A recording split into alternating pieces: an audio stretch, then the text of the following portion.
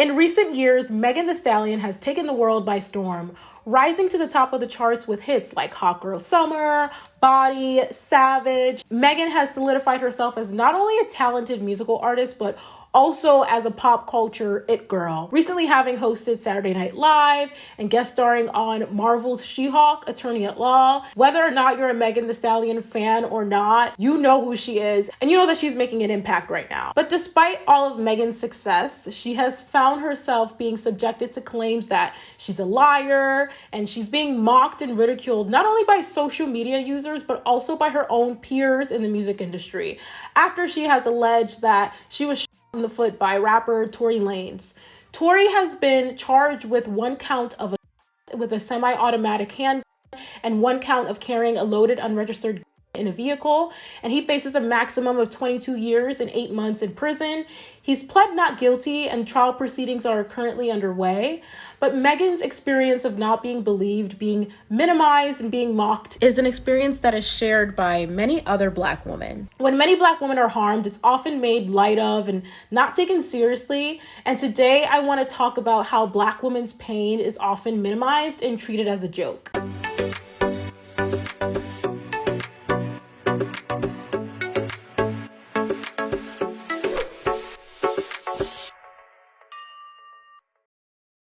Hello everyone, if you're new here, welcome. If you've been here for a minute, I love you so much for coming back.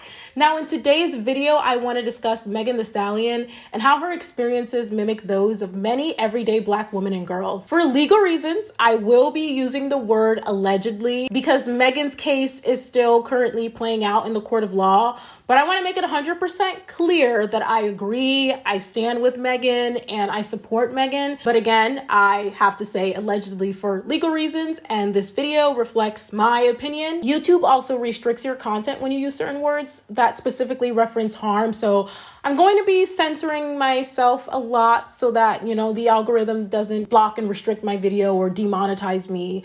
You know all the things. I'm sure you're already familiar with that, but I will have them up on the screen so that you know what I'm talking about. Now, as I said at the top of this video, as many of you are aware, Megan Thee Stallion has actively been mocked and undermined after she named Tory Lanez as a person who her. Now, I say after she named Tory because Megan initially didn't even disclose who her assailant was, and many other Black women and girls are taught to protect Black men at all costs, no matter the offense. And historically, when Black women speak out about being harmed by regular Black men, let alone a Black man who is fairly successful, I say fairly because, to be honest with you, I really wasn't that familiar with Tory Lanez.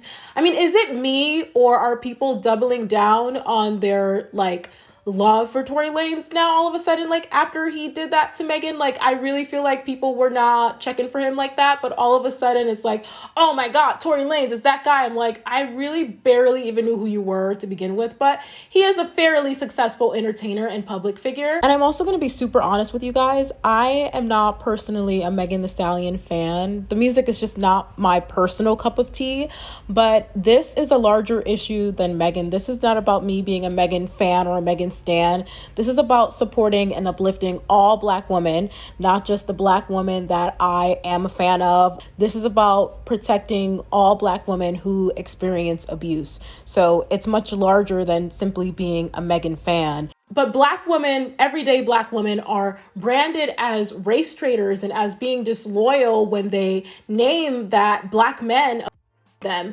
So I know that this was part of the reason why Megan didn't even want to name Tory to begin with, but ultimately she did. And Megan wrote in an op-ed in the New York Times that the way people have publicly questioned and debated whether I played a role in my own violent proves that my fears about discussing what happened were unfortunately warranted.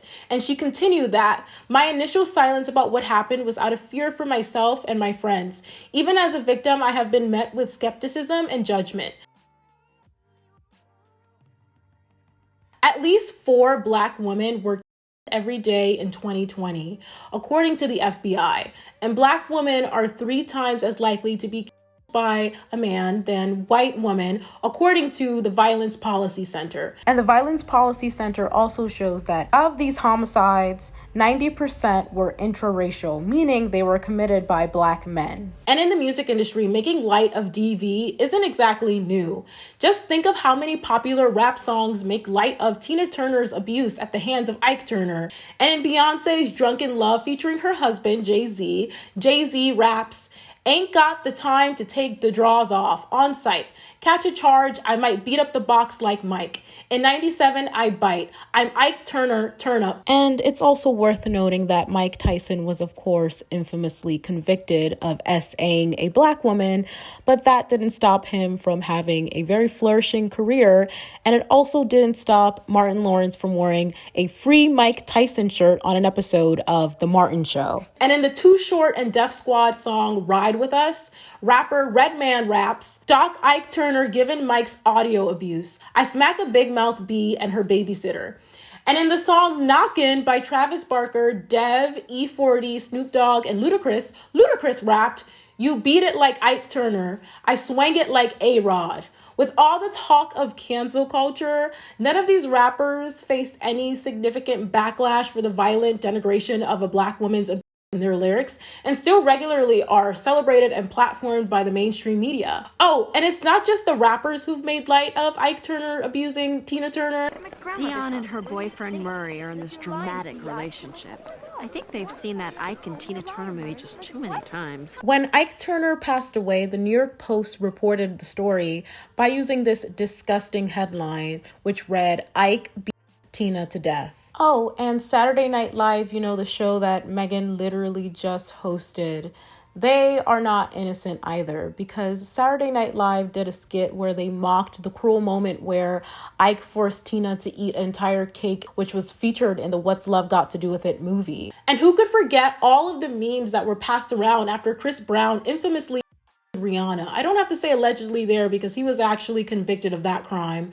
And Chris Brown, who has a history of abuse, still continues to have a flourishing music career. But bringing it back to Megan, as I'm sure many of you are aware of, Drake, who is a highly successful and arguably one of the most influential rappers of the last decade or so, recently implied in a lyric to his new song, Circo Loco, that Megan was lying about being when he said, "This B lie about getting shots, but she's still a stallion." So, there's a certain camp of the internet who are like, oh, he was talking about people who get like butt injections or whatever, because apparently stallion, which again, I did not know this. I've learned so much in the midst of researching this video, but stallion apparently means a woman who has a big butt or is built. I don't know, but it's a slang term. But obviously this was a double entendre, and Drake is a very vocal person. And if there was a chance that he was being misconstrued, if Drake felt like he was being misconstrued and, people are interpreting this as he's talking about Megan and that's not the truth, why hasn't Drake issued a statement? Drake is very vocal. He does not shy away from speaking out. However, he's been completely silent. So for all the people who are saying, oh, he wasn't talking about Megan, stallion is just a slang term, he was talking about people who get butt injections and all that. And I'm just like, no, that is not the case. Because if that were the case, Drake would have debunked all of that talk weeks ago when the song was first released.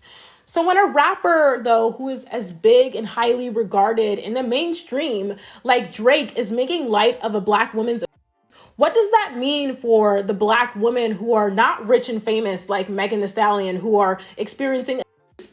What kind of climate does that create for those women? And Dr. Nicole Overstreet, who is a professor of psychology at Clark University in Worcester, Massachusetts, said the mocking and ridicule surrounding Megan's experience of violence, trauma, and betrayal can be a common reaction to Black women's disclosure of violence and abuse. These reactions reflect stigmatizing beliefs that we hold about survivors of violence within society. Professor Overstreet's research has examined how stereotypes about Black women influence how they're perceived and treated, particularly when they say that they've experienced violence.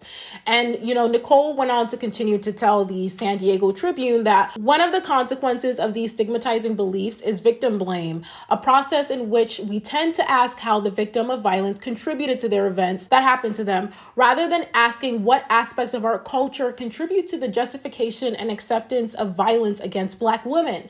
And I really enjoyed Tarana Burke, who was the founder of the Me Too movement. Tarana Burke was recently on The View, and she talked about this culture of violence that runs rampant in our society and how it is normalized. Now, Tarana was speaking specifically on our word culture, but I think this can be applied to violence as a whole against women. This is a thing that they've created to make this sort of like a gender war, right? Yeah. It's like men against women. Can you describe an environment where there is culture? I'd like to know more, a little bit, before you ask your question, a little bit more on that. Like what? Yeah, let's talk about that. Yeah, go ahead.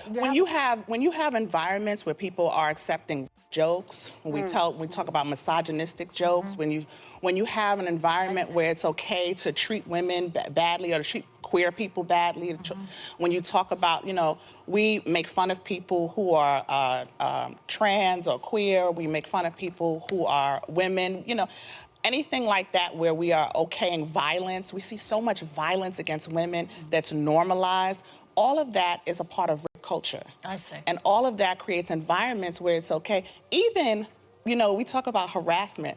When you're in a place where people, work environment, where they're like, oh, he's harmless. He's just telling a joke or something like that. He doesn't mean anything like that. But what that does is he may not touch you, but it signals to somebody else in that office that this is a place where this is okay. Excusable. Not necessarily the criminal act. That's not the criminal act, but it's a place where we make it okay for the violence to happen. It's permissible culture. Some people might argue that trolls on social media don't represent the beliefs of the masses in the outside world, but the consequences of the memification of Megan's pain have wide-reaching effects for Black women, whether you believe Megan or not. It's like, even if you believe that Megan is lying and you think that you're helping real victims by calling her out, you're ultimately only helping abusers to keep their victims' mouths shut out of fear of not being believed. And this is why we say hashtag believe women. It's not because women are infallible. We are fully aware, I am fully aware that a woman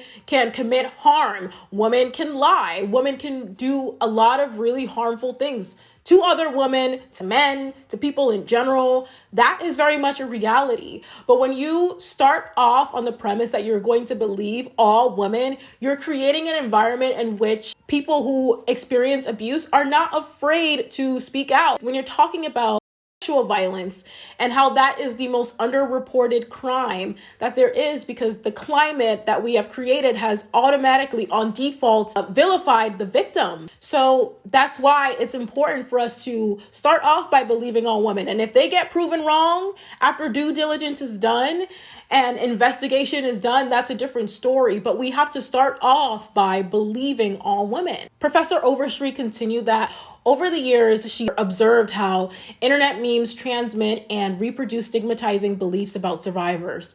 And she says, I have also observed how these memes perpetuate harmful stereotypes about Black women, such as being a gold digger, being promiscuous, emasculating, strong, or welfare queens.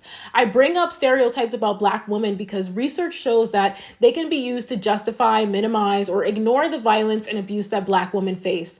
These narratives communicate that Black women's experiences of abuse are not to be taken seriously, and that we are not deserving of justice for the harm that has been inflicted upon us. Along with Drake and all of the other rappers that I mentioned earlier in this video, disrespecting Black women has proved to be an offense that is still very much socially accepted. Drake won't be canceled. I think that goes without saying. 50 Cent, who I will add that he has apologized for sharing memes that mocked Megan, he has also been regularly disrespectful towards numerous other Black women, and you still see him regularly invited to mainstream spaces, not being held accountable. None of that is occurring. And comedian Michael Shea made jokes about Simone Biles being essayed and still regularly gets invited to talk shows and red carpets, and no one, at least not in the mainstream media, has held him accountable. because it was a black woman and nobody cares. Life goes on. The list goes on and on and on and on when we're talking about a black woman whose abuse has been turned into a joke and minimized. And this is why I always say that cancel culture is not real. Like, while social media has somewhat like leveled the playing field in that, you know, people are able to voice their concerns, like good faith actors I'm speaking of, are able to call people out and say that they're being problematic. But even so, offending black women just simply hasn't proved to be an offense that's worthy of cancellation. And it's sad.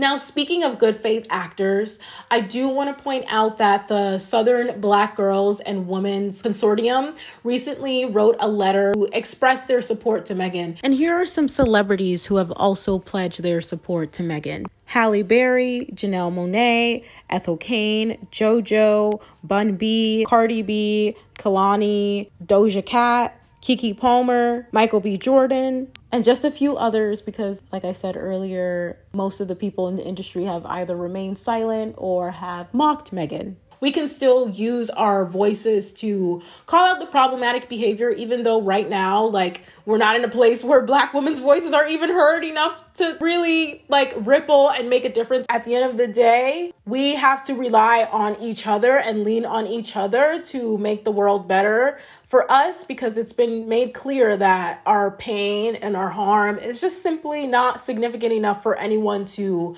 actually be held accountable for. And it's sad. Whether or not I listen to her music or not, I can still recognize her cultural impact, and I can still recognize her black womanhood and how she needs to be lifted up and she needs to be protected. And if not only for her, but for other black women and girls, again, to create a climate that it's okay to come forward and name your abuse and talk about your abuse, and you should receive justice. And, you know, I feel like this is how we get an R. Kelly, which I want to bleep his name out too. That feels like a curse word. But that's how we get an R. Kelly, is when it's normalized, when we allow these people, like, rumors have swirled since I was a child, since the 90s. There's been rumors swirling about R. Kelly. He married a 14-year-old for the love of God and continued to have a flourishing, thriving career where it literally just became a punchline again in songs and pop culture. All of his behavior was normalized. His behavior was a punchline in music and stand-up comedy and, you know, all the things. And his behavior was normalized up until how many years? Like 3 decades of abuse. And that is when he actually was held accountable. This is the climate that we live in, where it's normalized and it's made into a joke. And this is how you get these people. This is how you get an R. Kelly. Even if you believe that Megan is lying, think about the culture you're creating for the women who you believe are telling the truth. And if this video made one black woman who has experienced or is currently experiencing DV feel seen, then I have already won, and that makes me feel good. Thank you so much for watching today's video. And if you enjoyed today's video, please do give it a like. And if you really liked it, stick around for a while and subscribe. And in the words of Fannie Lou Hamer, remember that nobody's free until everybody's free.